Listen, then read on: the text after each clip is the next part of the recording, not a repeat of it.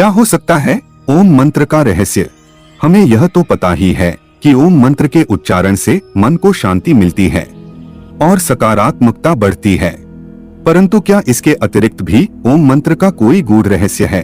ओम का रहस्य जानने से तुम्हें ब्रह्मांड के सीक्रेट कोड 369 में से 3 नंबर वाली पहली चाबी मिल जाएगी, जिससे आप सबसे बड़े खजाने के सभी ताले खोल सकते हैं और संसार में सबसे अमीर व्यक्ति भी बन सकते हो। और साथ में यह भी जान सकते हो कि आत्मा क्या है, मोक्ष क्या है, ब्रह्मा क्या है, तुम संसार में क्यों आए हो और तुम्हारा उद्देश्य क्या है। और अगर तुमने ओम के रहस्य को नहीं जाना तो तुम्हारे पास अरबों खरबों रुपए होने के बावजूद भी तुम संसार के सबसे गरीब और भीखमंगे व्यक्ति ही रहोगे।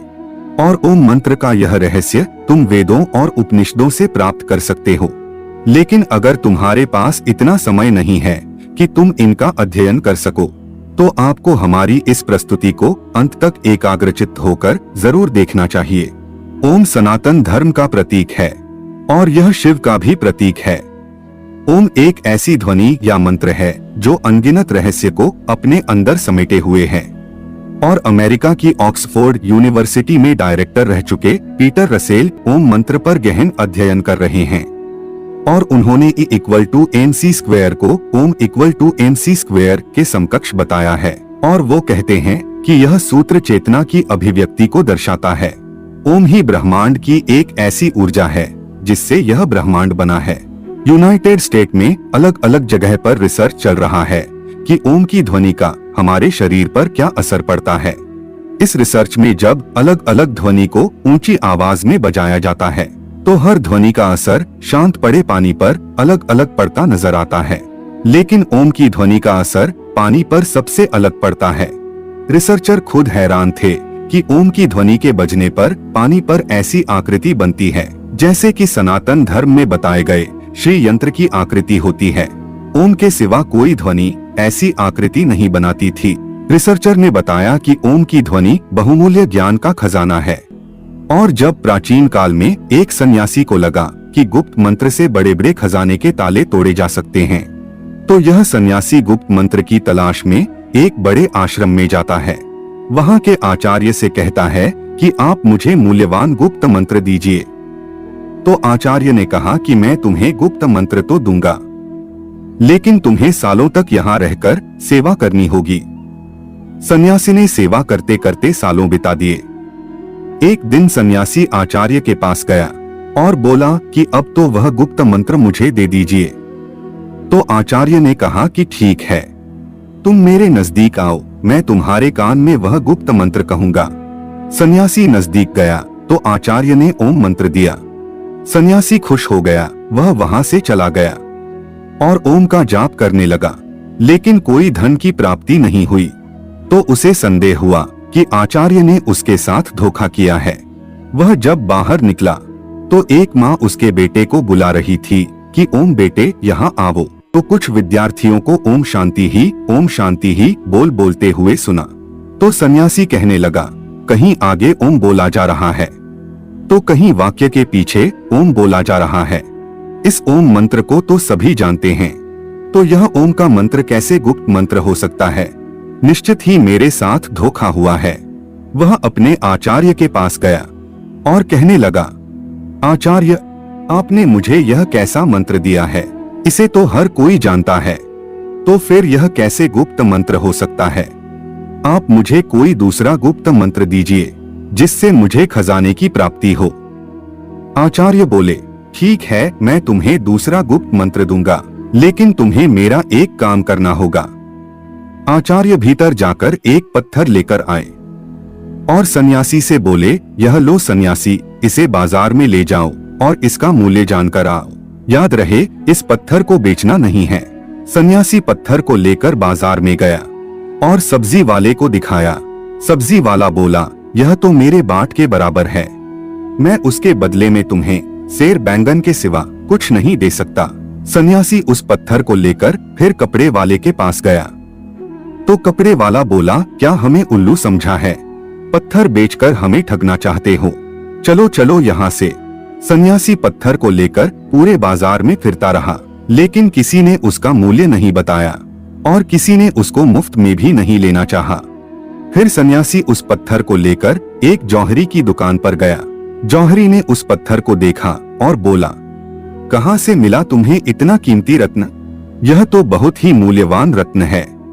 मेरे पास तो इतना धन ही नहीं है कि मैं यह रत्न खरीद सकूं, और पूरे राज्य में शायद ही कोई ऐसा होगा जो इसे खरीद सकेगा। सन्यासी उस पत्थर को लेकर अपने आचार्य के पास वापस आया और आचार्य से कहने लगा, आचार्य, जौहरी इसे मूल्यवान बता रहा था और दूसरों के लिए यह एक पत्थर मात्र था। आपको पता था कि यह पत्थर नहीं लेकिन कीमती रत्न है, तो फिर मुझे इसका मूल्य जानने के लिए बाजार में क्यों भेजा? तो आचार्य कहने लगे, ताकि तुम ओम का मूल्य जान सको।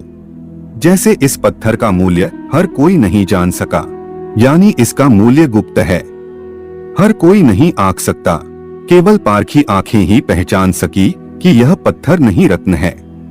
उसी तरह ओम भी एक रत्न है जिसका मूल्य गुप्त है, और जो ओम का मूल्य जानते हैं वह समृद्ध हो जाते हैं। अब ध्यान से सुनो, मैं तुम्हें ओम का विस्तार पूर्वक रहस्य समझाता हूँ।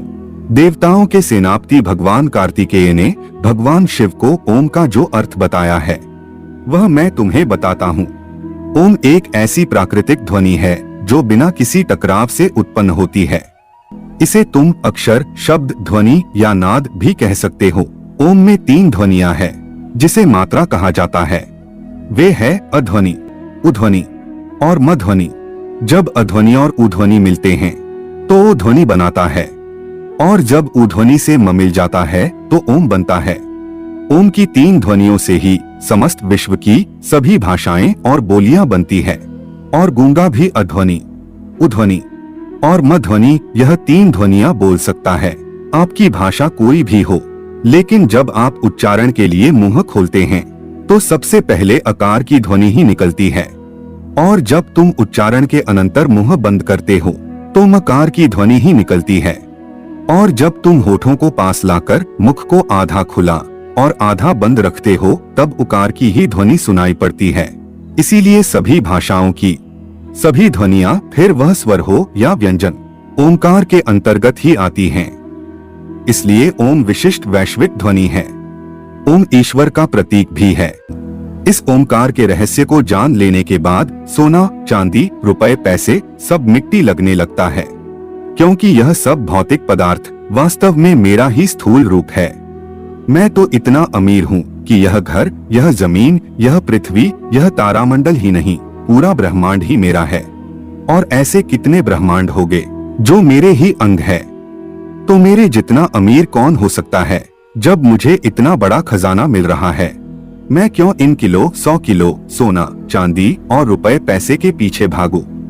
और इस खजाने को खोलने के लिए मैंने 3 नंबर की चाबी दी है, ओंकार, जो अब मैं तुम्हें बताता हूँ। मूल नैसर्गिक ध्वनियाँ 3 हैं, अध्वनि, उध्वनि और मध्वनि। नैसर्गिक रंग 3 है, लाल, पीला और नीला। प्रकृति के मूल लक्षण 3 है, नाम, रूप और गुण। शरीर की तासीर 3 है, कफ, पित्त और वायु।